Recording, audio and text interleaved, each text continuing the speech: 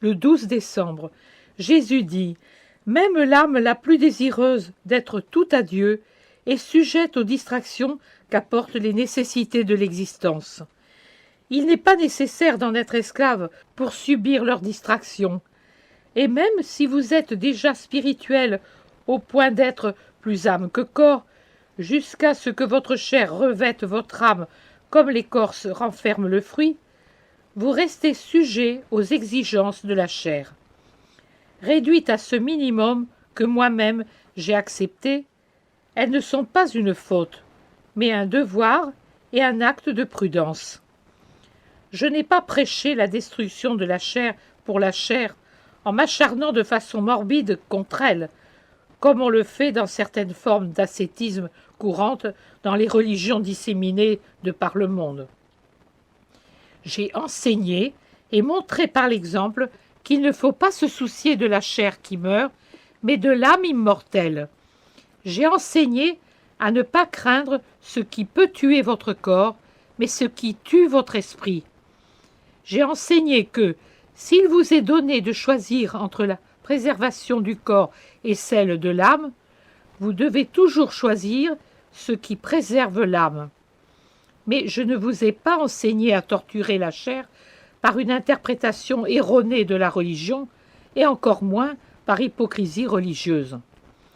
En vérité, je vous dis que, même si vous jeûnez par la bouche, mais vous ne jeûnez pas dans votre cœur, en vous abstenant de nuire au prochain par les actes, les paroles et les pensées aussi, votre jeûne me fait horreur et cause la mort de votre âme, car les pratiques dénuées de charité ne sont qu'un amoncellement de pierres pour la lapidation de votre avenir éternel.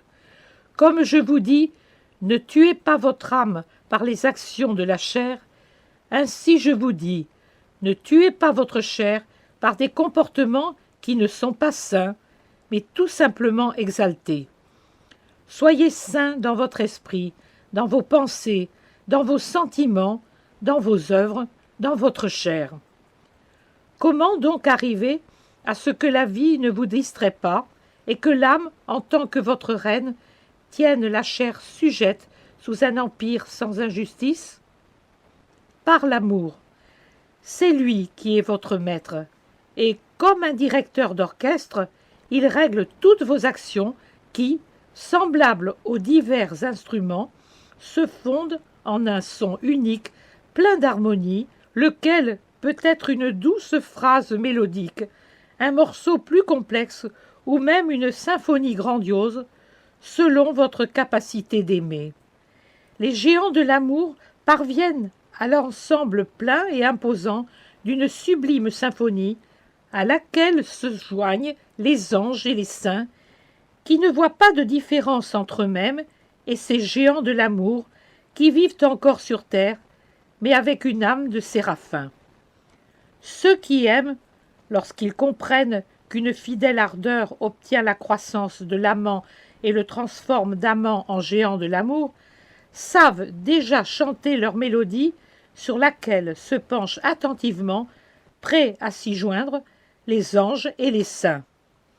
Ceux qui ont la volonté d'aimer ne sauront répéter qu'une phrase mélodique semblable à l'appel du moineau au soleil qui tarde à l'entourer de ses rayons dorés, puisqu'il est incapable de voler haut à la rencontre du soleil, comme l'alouette dans la joie de l'aurore, laquelle porte son corps dont le désir annule le poids au-delà de ses capacités de voler, et son chant au-delà de sa résistance, jusqu'à ce qu'il tombe, détruit par le désir, alors que, ayant atteint le bien recherché, il meurt en exultant dans la fusion avec le rayon d'or. Mais parce qu'il est fidèle et qu'il représente tout ce que cette créature peut donner, même ce timide, bref appel est béni de Dieu et protège les actions de cet être de toute contamination. Qui sont les géants de l'amour? Ce sont les âmes victimes. Vous les divisez en victimes de la justice, victimes de l'expiation et victimes de l'amour. Mais cessez de faire ces distinctions. La victime est toujours victime de l'amour. Qui expie? Pourquoi expie-t-on? Par amour des frères et sœurs, pour lesquels une personne paie la part d'expiation qui leur reviendrait. C'est l'amour du prochain, poussé jusqu'à l'héroïsme. Qui est victime de la justice? À qui s'offre-t-on? Au Dieu offensé, pour lui apporter un réconfort contre l'offense. C'est l'amour de Dieu poussé jusqu'à l'héroïsme. L'amour est l'Éternel sacrificateur. Celui qui a immolé Dieu fait chair, et celui qui immole votre chair et votre âme en la rendant semblable au Christ Rédempteur. L'âme victime est sûre d'être sauvée, comme si elle était déjà enfermée dans mon royaume éternel, puisque chaque battement de son cœur, chaque mouvement, chaque parole, chaque sentiment, chaque action sont sanctifiés par l'amour qui la protège complètement des contaminations humaines. L'âme victime prie même si elle n'est pas en prière. Sa vie est oraison. L'âme victime pénètre en moi et, du centre de mon cœur qu'il appelle sœur, elle prend et distribue grâce et bénédiction sur ses frères et sœurs. Il n'y a pas de limitation pour mes victimes. Tout ce qui est à moi est à elles, car elles ont voulu offrir leur être au sacrificateur éternel. Les âmes victimes sont étendues sur un aiguillon dont les pointes sont la douleur et l'amour. La douleur de ne pas voir Dieu aimer de la façon dont leur héroïsme d'amour leur a permis de voir qu'il doit être aimé.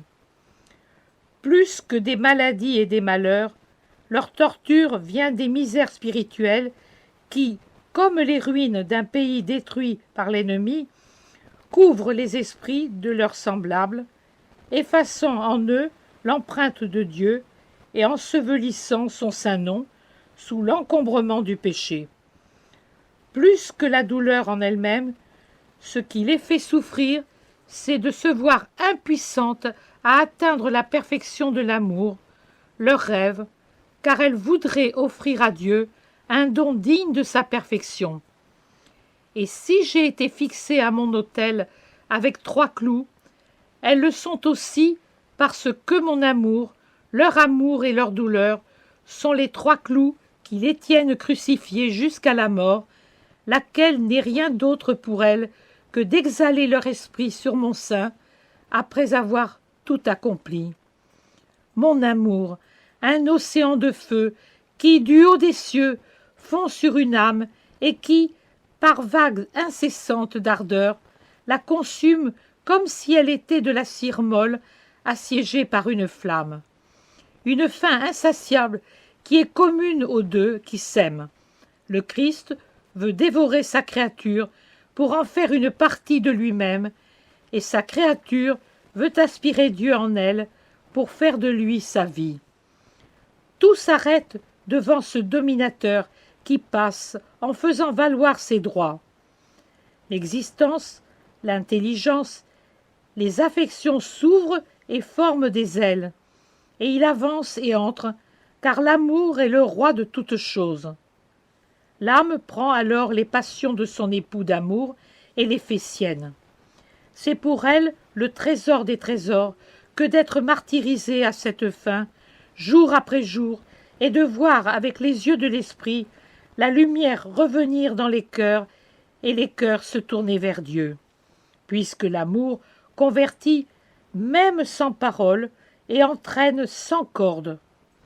L'amour est la force qui régit l'univers, et c'est l'amour qui le sauve.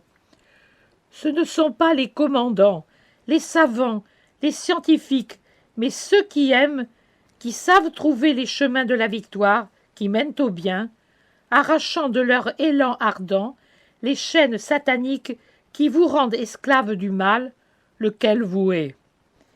Et s'il est vrai que l'amour des croyants obtiendrait le miracle de temps meilleur que vous vous êtes interdit par votre mode de vie, l'amour des victimes, qui est l'amour le plus proche de la perfection du mien, est celui qui met un frein à la violence que Satan déploie pour vous détruire en une malédiction désespérée, et qui ouvrent les portes du pardon, les fondant au feu de leur holocauste.